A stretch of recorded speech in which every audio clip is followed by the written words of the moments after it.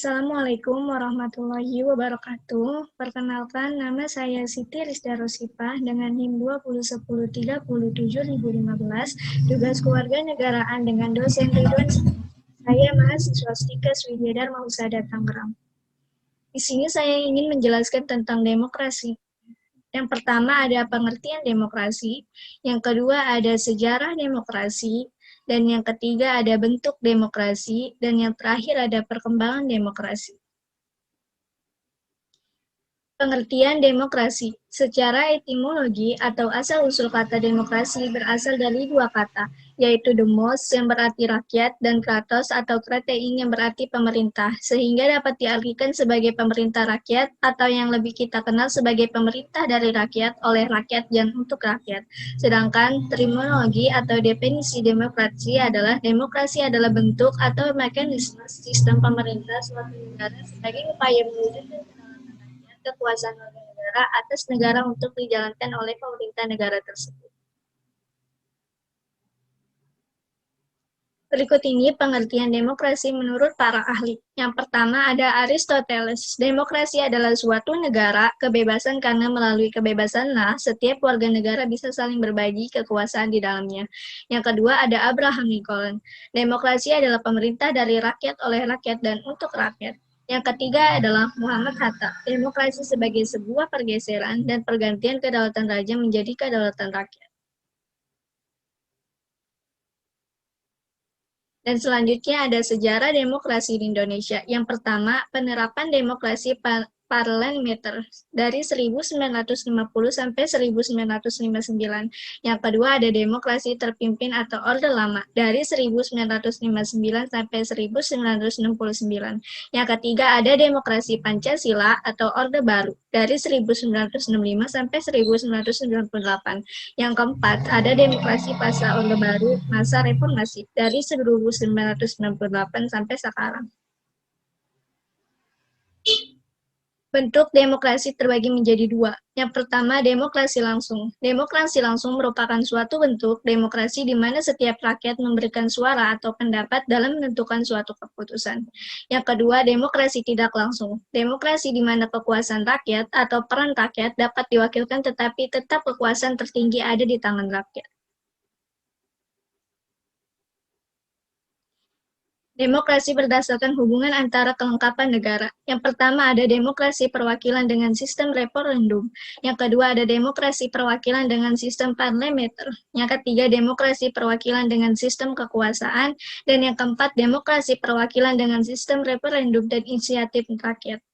Macam-macam demokrasi berdasarkan prinsip ideologi. Pertama demokrasi liberal, yang kedua demokrasi rakyat, dan yang ketiga demokrasi Pancasila. Berikut ada perkembangan demokrasi. Yang pertama ada periode 1945 sampai 1959. Yang kedua ada periode 1966 sampai 1965. Yang ketiga ada periode 1966 sampai 1998. Yang keempat ada periode 1999 sampai sekarang.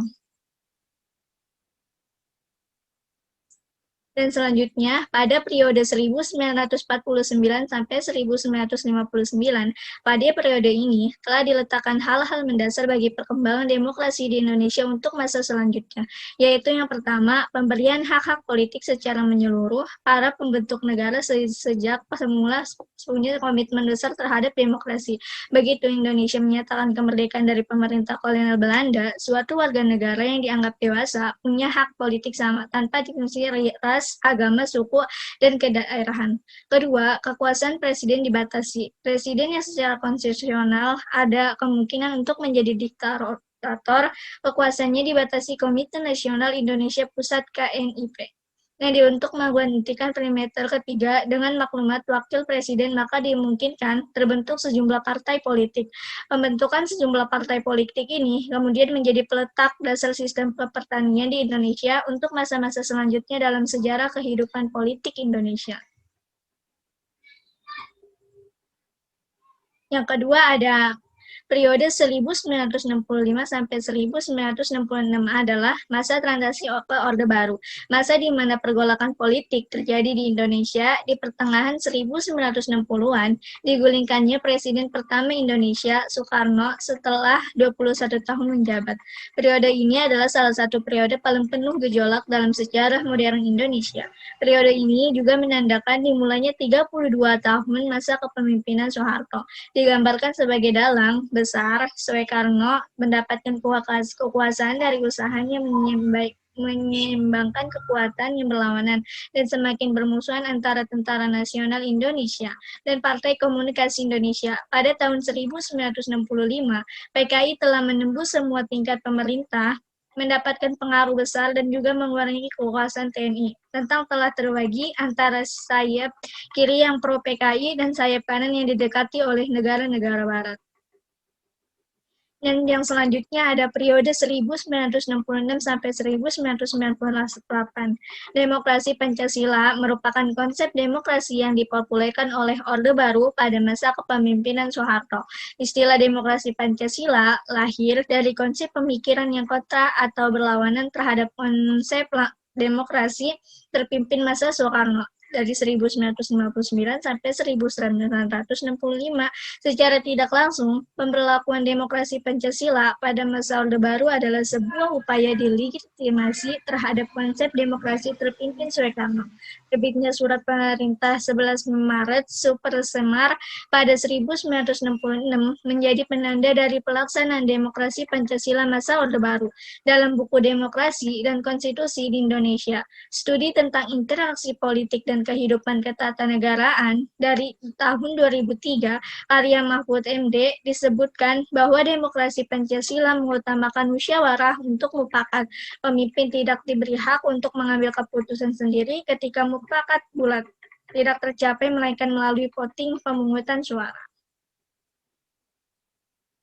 Dan yang terakhir ada periode 1999 sampai sekarang. Soeharto terpilih kembali sebagai presiden pada sidang umum MPR pada Maret 1998. Tetapi penyimpangan-penyimpangan pada masa pemerintahan Orde Baru membawa Indonesia pada krisis multidimensi. Diawali krisis moneter yang tidak kunjung reda, krisis moneter membawa akibat terjadinya krisis politik, di mana tingkat kepercayaan rakyat terhadap pemerintah begitu kecil, kerusuhan terjadi hampir di setiap daerah di Indonesia. Akibatnya, pemerintah Orde Baru di bawah pemimpin Presiden Soeharto terperosok ke dalam kondisi yang diliputi berbagai tekanan politik baik dari luar maupun dalam negeri. Dari dunia internasional, terutama Amerika Serikat, secara terbuka meminta Soeharto mundur dari jabatannya sebagai presiden.